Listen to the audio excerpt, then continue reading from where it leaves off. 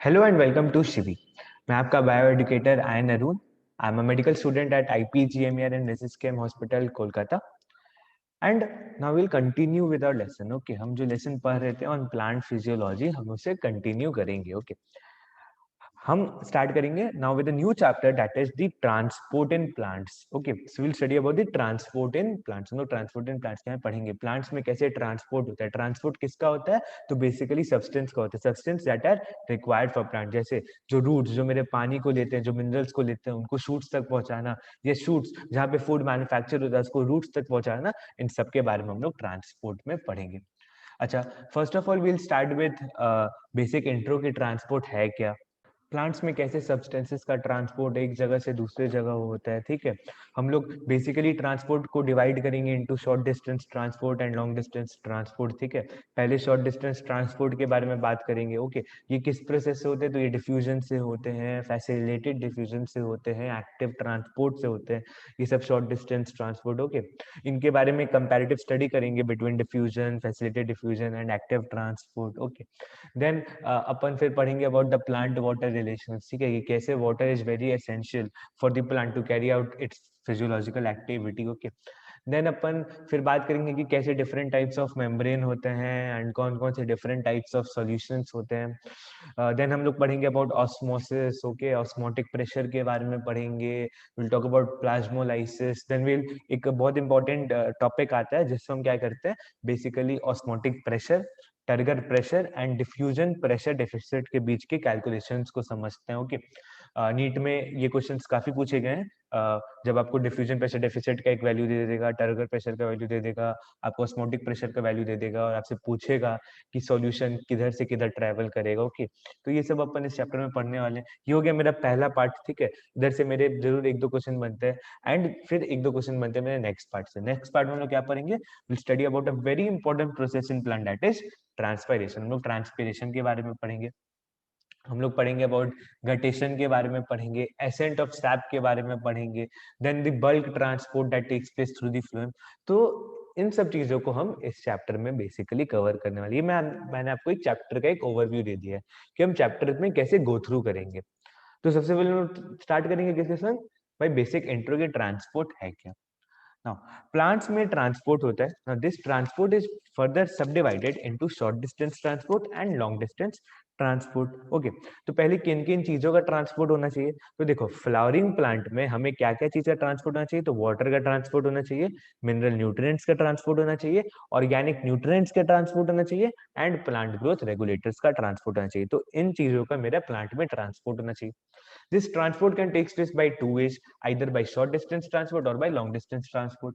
Short distance transport कब होता है, जब मेरे को सब्सटेंसेस को छोटे डिस्टेंसेस तक मूव करना है। Okay, and long distance transport जब मेरे को सब्सटेंसेस को एक साइड, एक पार्ट ऑफ द प्लांट से लेकर दूसरे पार्ट ऑफ प्लांट जो काफी ज्यादा डिस्टेंस में वहां तक पहुंचाना है। ओके, नाउ हमने शॉर्ट डिस्टेंस ट्रांसपोर्ट में पढ़ेंगे about diffusion. Okay, and we also talk about cytoplasmic streaming. Cytoplasmic streaming क्या होता है, इसमें क्या होता है, मेरे जो साइटोप्लाज्म मेरे सेल के अंदर का ये सेल के अंदर का ट्रांसपोर्ट हो गया। तो सेल के अंदर, सेल तो इतना छोटा होता है, तो क्योंकि सेल के अंदर भी ट्रांसपोर्ट होता है इसलिए हम लोग इसको शॉर्ट डिस्टेंस ट्रांसपोर्ट यानी एसडीपी कहते हैं। नाउ जो साइटोप्लाज्मिक स्टीमिंग होता है ना शॉर्ट डिस्टेंस ट्रांसपोर्ट में, ये एक्टिव ट्रांसपोर्ट से चलता है, मतलब कुछ एनर्जी का यूटिलाइजेशन होता है इसमें। देन विल टॉक अबाउट, मतलब शॉर्ट डिस्टेंस ट्रांसपोर्ट में बेसिकली मेरा जाइलम एंड फ्लोएम यानी इन दोनों वैस्कुलर बंडल्स का यूज नहीं पड़ा। Then will talk about long distance transport, जहां पे मेरा वैस्कुलर बंडल्स का यूज पड़ता है। ओके, जैसे प्लांट के एक पार्ट से लेके दूसरे प्लांट तक, वाटर का transport from the roots to the upper parts of the plant through the xylem, और the transport of foods from the shoot to the lower parts of the plant. तो ये सब हम लोग लॉन्ग डिस्टेंस ट्रांसपोर्ट में पढ़ेंगे। Long distance transport होता कैसे, तो भैया मास फ्लो से होता है या बल्क फ्लो से होता है, मतलब एक संग काफी ज्यादा मटेरियल्स ट्रांसपोर्ट होते हैं। अब आते हैं डायरेक्शन ऑफ ट्रांसपोर्ट के बारे में कि भैया ट्रांसपोर्ट का डायरेक्शन कौन सा डायरेक्शन फॉलो करता है। तो देखो प्लांट्स में जो ट्रांसपोर्ट हो रहा है ना, ये एक बहुत ही कॉम्प्लेक्स ट्रैफिक होता है, मतलब एक चीज इधर से इधर गया है, दूसरा चीज इधर से इधर गया, ठीक है, सब अपने अपने टाइम पे जा रहे हैं, मतलब कोई ऑर्डरली सीक्वेंस के संग नहीं ट्रेवल करते हैं, बट एक बहुत बड़ा मेश ऑफ मतलब ट्रांसपोर्ट होता है इसको, मतलब इसलिए हम लोग एनसीईआरटी ने इसे कॉम्प्लेक्स ट्रैफिक बोला है कि प्लांट्स में जो ट्रांसपोर्ट होता है ये काफी कॉम्प्लेक्स ट्रैफिक के थ्रू होता है। ओके, तो ये तो हो गया मेरा ट्रांसपोर्ट। फिर एक आता है कि जो मेरा जाइलम से जो ट्रांसपोर्ट होता है, मेरा जाइलम के थ्रू जो मेरा वाटर एंड मिनरल न्यूट्रिएंट्स का ट्रांसपोर्ट होता है, इट इज बेसिकली यूनिडायरेक्शनल। इसका डायरेक्शन यूनिडायरेक्शनल होता है, मतलब ये रूट से स्टेम्स की तरफ ही जाएगा। ओके, बट मेरा जो फ्लोएम से ट्रांसपोर्ट होता है वो बाई डायरेक्शनल होता है। अब बाई डायरेक्शनल क्यों होता है समझो।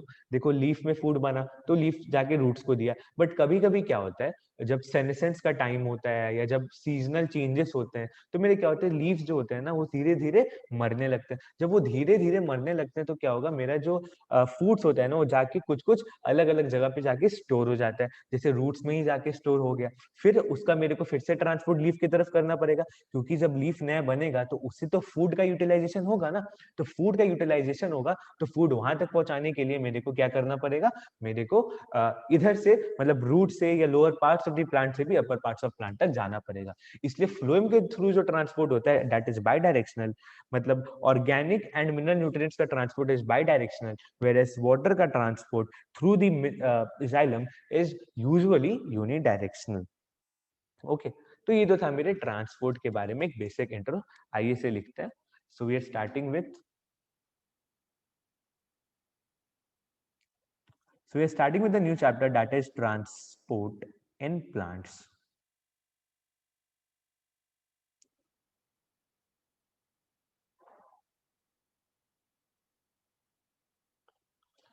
Transport in plants. Okay, now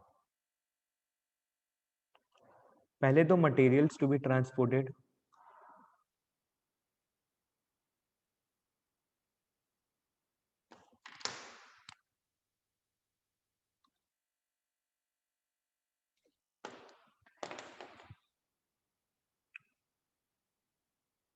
Materials to be transported.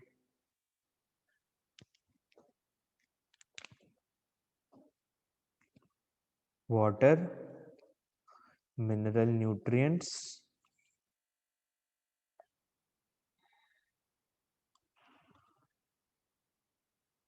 organic nutrients. 1 minute. Organic nutrients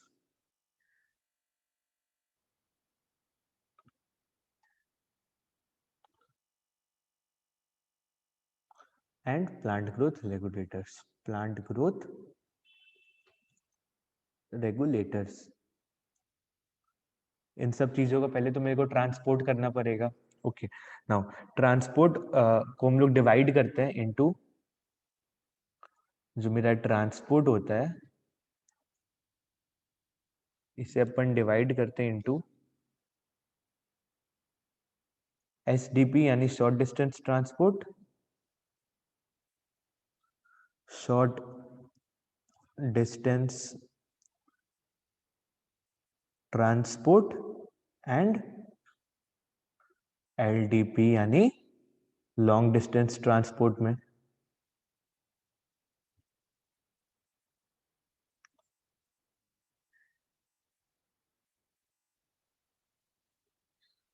तो एसडीपी और एलडीपी में डिवाइड करते हैं। Now SDP short distance transport में कैसे होता है, तो bye diffusion and cytoplasmic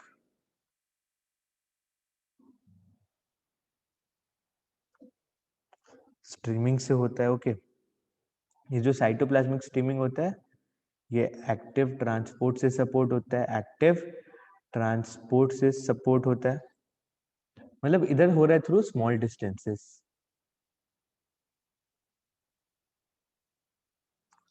vascular bundles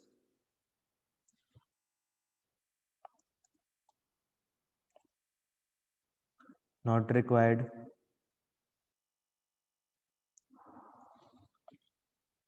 फिर आता है लॉन्ग डिस्टेंस ट्रांसपोर्ट। इसका हो गया एग्जांपल मेरा एसेंट ऑफ सैप,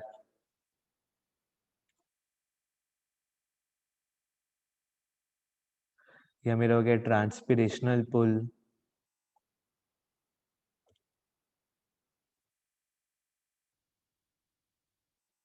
ओके, इसमें वैस्कुलर बंडल्स रिक्वायर्ड होते हैं।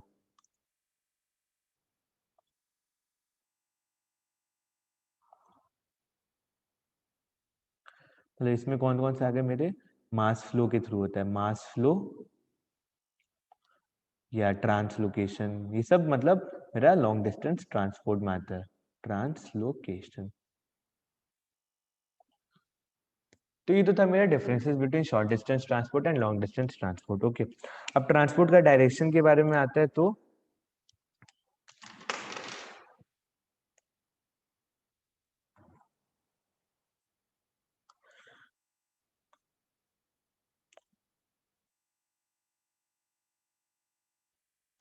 ट्रांसपोर्ट थ्रू जाइलम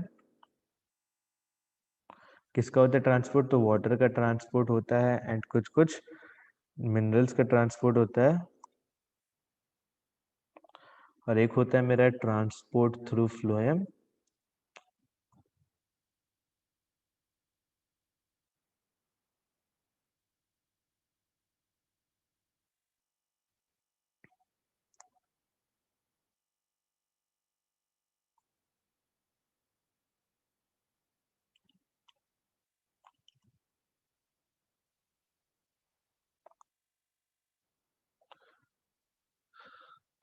तो भैया किसके थ्रू होता है ट्रांसपोर्ट थ्रू जाइलम, तो ट्रांसपोर्ट थ्रू जाइलम होता है मेरा यूनिडायरेक्शनल, ये होता है बाई डायरेक्शनल।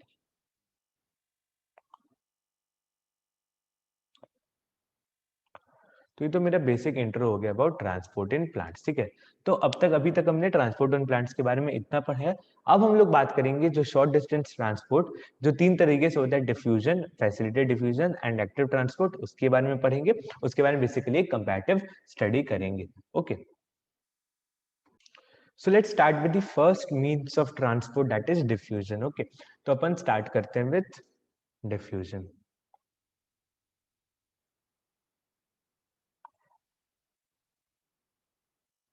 पहला लगा दे रहा हूं डिफ्यूजन।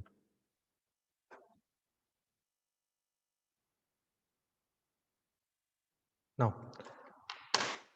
डिफ्यूजन में होता क्या है, तो डिफ्यूजन में होता है मूवमेंट ऑफ सॉलिड्स, इसमें होता है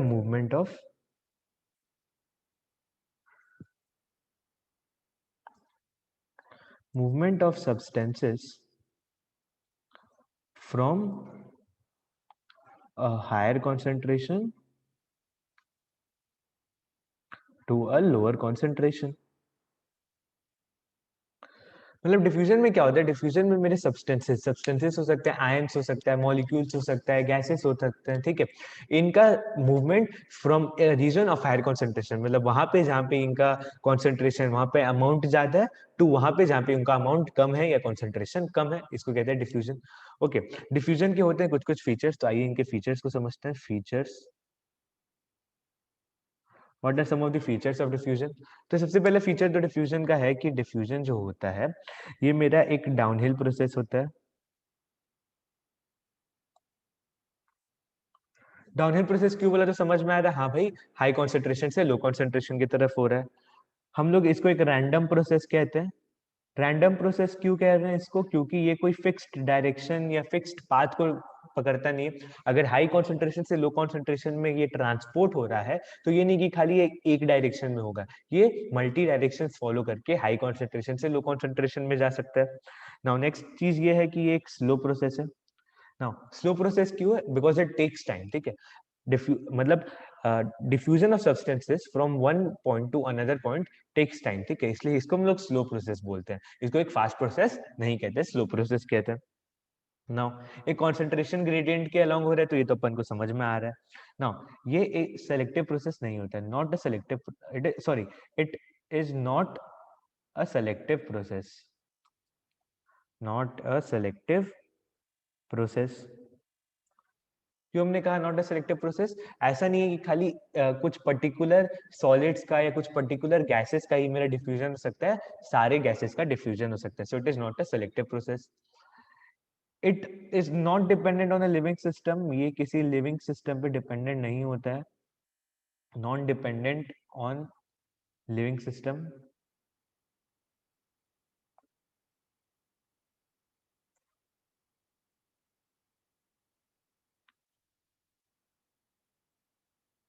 मतलब ये कोई लिविंग मतलब लिविंग मटेरियल जैसे हो सकता है मेरा ट्रांस मेम्ब्रेन प्रोटीन्स या कोई लिपिड मॉलिक्यूल हो गया, इस पे डिपेंड नहीं करता है। ओके, ये बस डिपेंड करता है जो मेरा जो चीज है जिसका डिफ्यूजन होना है एंड वो अपने हाई कॉन्सेंट्रेशन में है तो उधर से अपने लो कॉन्सेंट्रेशन में जाएगा ही जाएगा। So it is not dependent on any living system.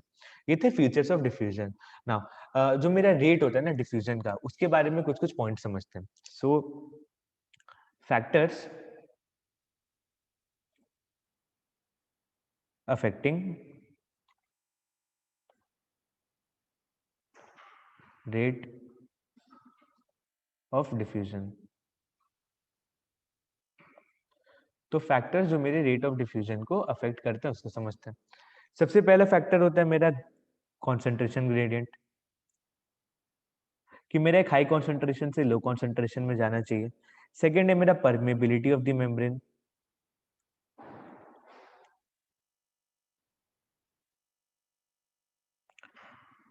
Permeability of membrane, जितना ज्यादा मेम्ब्रेन परमेबल उतना ज्यादा डिफ्यूजन होगा। तीसरा डिपेंड करता है टेम्परेचर पे। देखो भैया, जितना ज्यादा टेम्परेचर होगा उतना ज्यादा काइनेटिक एनर्जी होगा। ये अपने मैक्सवेल के लॉ में पढ़ा था। मैक्सवेल का लॉ जो था ना about the motion of the gaseous molecule, तो उसमें मैक्सवेल ने कहा था कि जो मेरा काइनेटिक एनर्जी होता है वो कुछ हाफ एनआरटी या 1/3 एनआरटी करके होता है। ओके, तो मतलब जितना ज्यादा टेम्परेचर होगा उतना ज्यादा काइनेटिक एनर्जी, उतना ज्यादा काइनेटिक एनर्जी मतलब उतना ज्यादा मोशन, मतलब उतना ज्यादा वो एक हाई कॉन्सेंट्रेशन से लो कॉन्सेंट्रेशन जाना चाहेगा। प्रेशर पे भी डिपेंड करता है। It flows from a high pressure gradient to it flows along a pressure gradient from a high pressure area to a low pressure area। And fifth ये density पे भी depend करता है।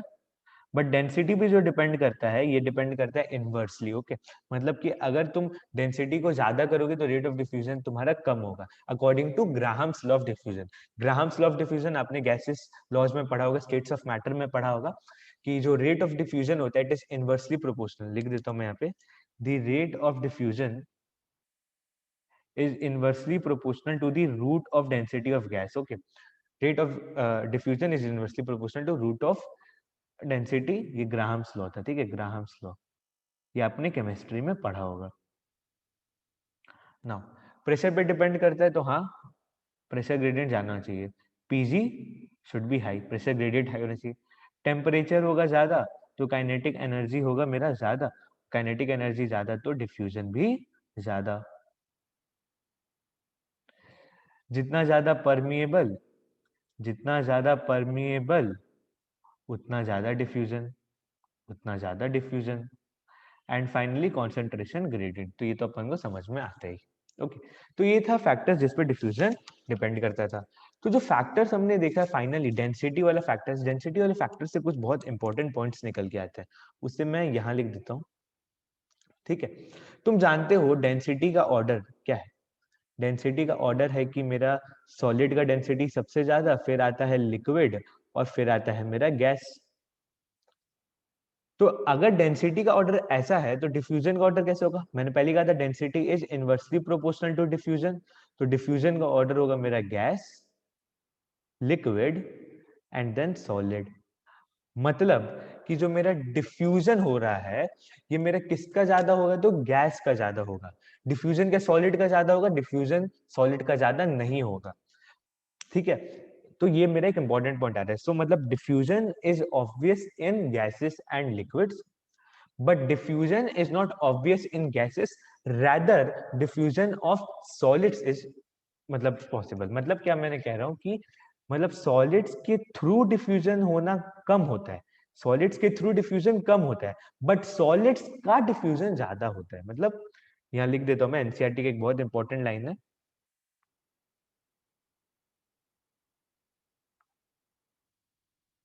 Diffusion in solids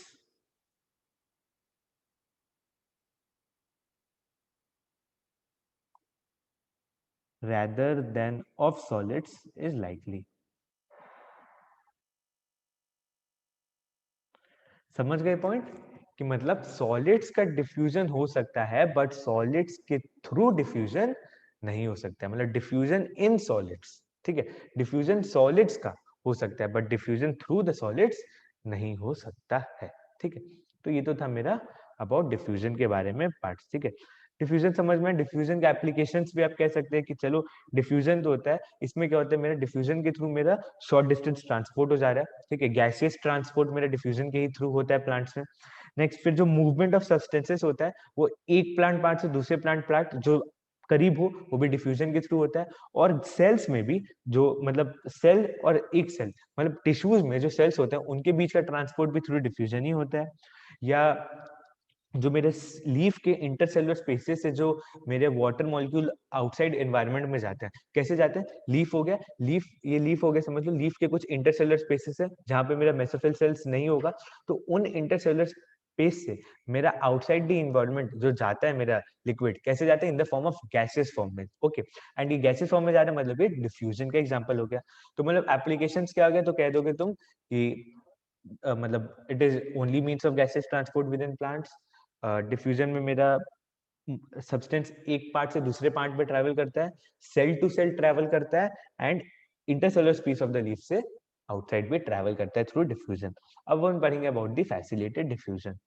So let's start with the facilitated diffusion. Okay. Now, facilitated diffusion में क्या होता है ना, जो मेरे substances का transport होता है वो जरूर मेरा एक concentration gradient के about होता है, मतलब high concentration to low concentration होता है। बट कुछ सब्सटेंसेस ऐसे होते हैं, समझो तो ये तो डिफ्यूजन जैसा हो गया, बट कुछ सब्सटेंसेस ऐसे होते हैं जिनका होता है एक हाइड्रोफिलिक मोइटी। हाइड्रोफिलिक मोइटी मतलब उनके सब्सटेंसेस में एक ऐसा पार्ट होता है जो वाटर लविंग पार्ट होता है।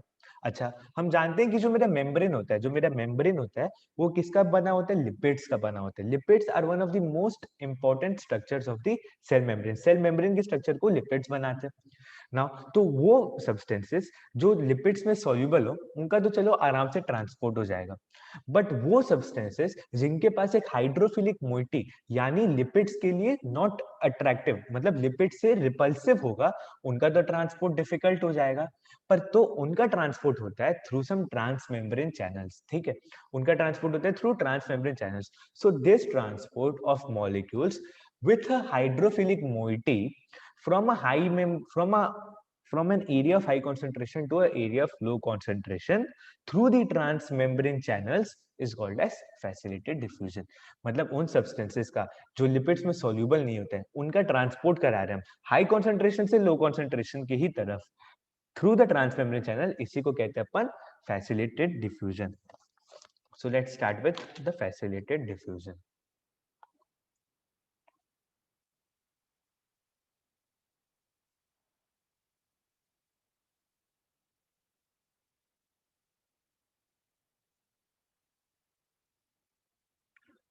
तो क्या बोला था मैंने, 1 मिनट, हाँ, स्पेलिंग पे मत जाना, मेरे जज्बातों पे जाना। Okay, now so facility diffusion क्या बोला, transport of substances with a hydrophilic moiety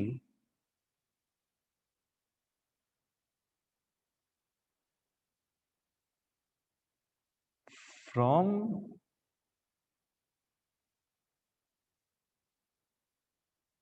a region of higher concentration to a region of lower concentration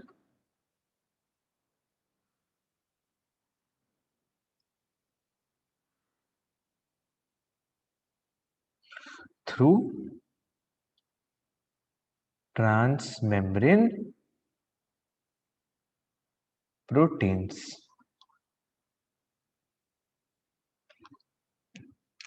hydrophilic moiety से अपन क्या समझे, तो मतलब वाटर soluble लिपिड insoluble। अब आइए बात करते हैं about the features of facilitated diffusion.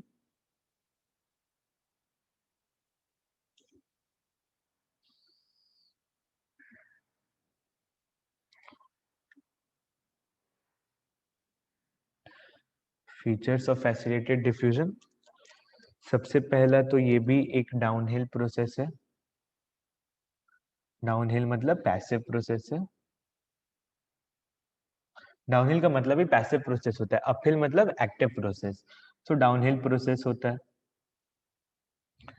Okay, driving force concentration gradient होता है। So driving force is concentration gradient, ये लिख लो, इंपॉर्टेंट है। ऐसा नहीं है कि ये अगेंस्ट कंसंट्रेशन ग्रेडियंट होता है, अगर एक बार कंसंट्रेशन ग्रेडियंट होगा तभी मेरा फैसिलिटेटेड डिफ्यूजन भी हो सकता है।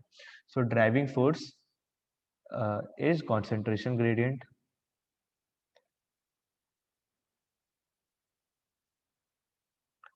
डिपेंडेंट ऑन लिविंग सिस्टम, और वो लिविंग सिस्टम क्या है, तो ट्रांसमेम्ब्रेन प्रोटीन्स है। डिपेंडेंट ऑन लिविंग सिस्टम, वो लिविंग सिस्टम क्या है, तो वो है transmembrane proteins. Transmembrane proteins.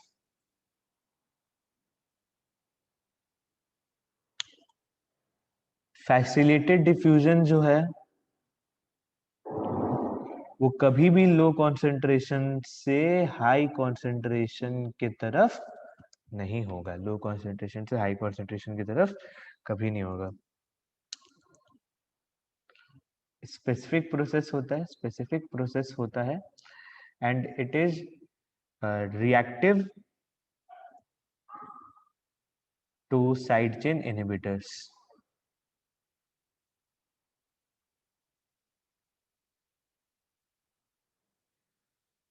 Okay, तो ये था मेरा फैसिलिटेटेड डिफ्यूजन के फीचर्स के बारे में।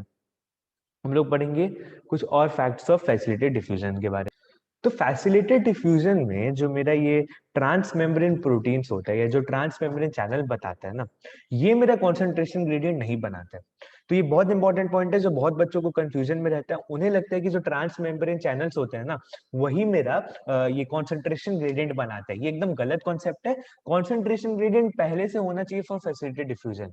ओके, ट्रांसमेम्ब्रेन चैनल्स खाली क्या करता है, उसको एक ट्रांसपोर्ट, मतलब एक तरीके से उसको, मतलब एक गेट हो गया जिसको बस आने दे रहा है, उसको बाहर से लेके नहीं आ रहा है, उसे बस आने दे रहा है। ओके, एक सिंपल हो गया कि फैसिलिटेटेड डिफ्यूजन के लिए कंसंट्रेशन ग्रेडियंट पहले से पता होना चाहिए। नाउ, कुछ प्रोटीन चैनल्स होते हैं जो हमेशा ओपन होते हैं, एंड कुछ प्रोटीन चैनल्स होते हैं जो हमेशा बंद होते हैं। ओके, सो एक प्रोटीन चैनल आता है जिसके बारे में बात करना चाहूंगा मैं, पोरेंस। ओके,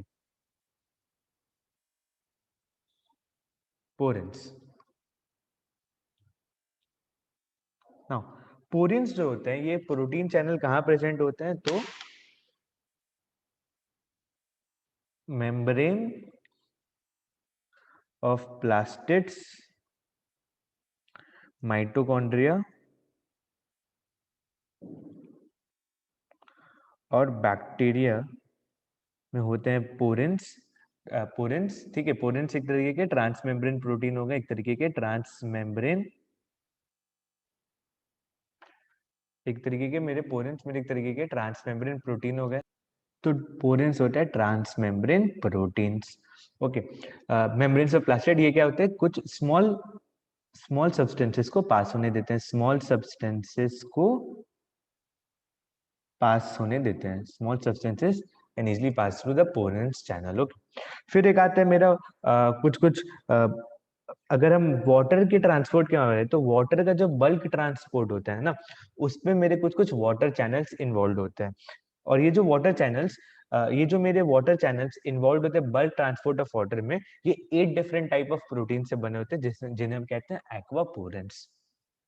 तो एक्वापोरेंस के बारे में भी लिख लेते हैं अपन।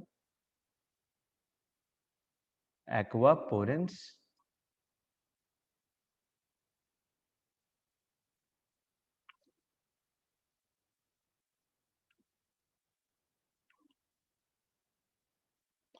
8 different types of water channels, 8 different types of water channels for bulk transport of water.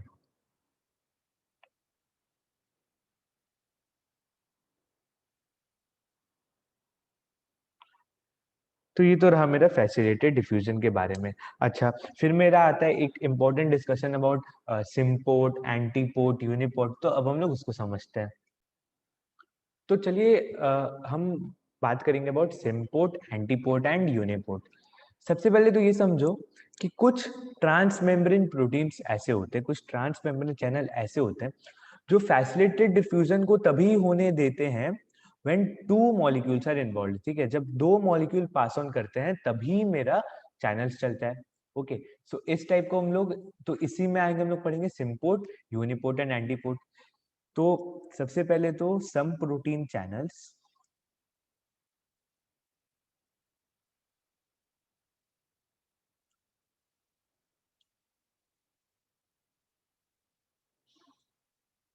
some protein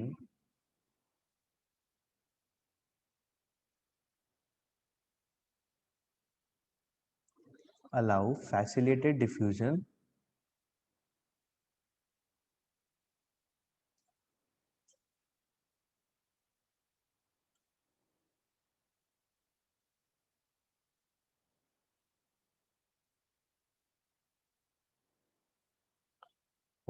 some protein channels allow facilitated diffusion when two molecules move together।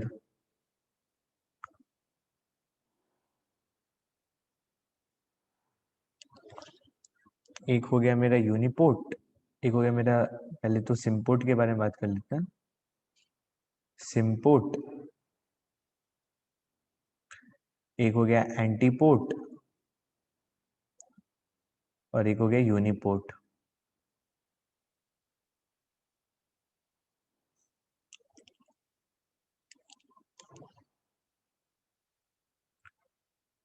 Two molecules cross in same direction,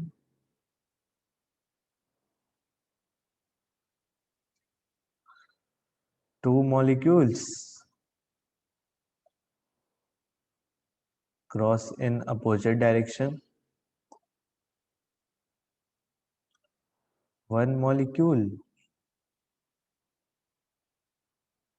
independent of others, okay. ये हो गया मेरा symport. Word ही समझना है, SIM मतलब दो होता है और सेम डायरेक्शन, एंटी मतलब दो होता है बट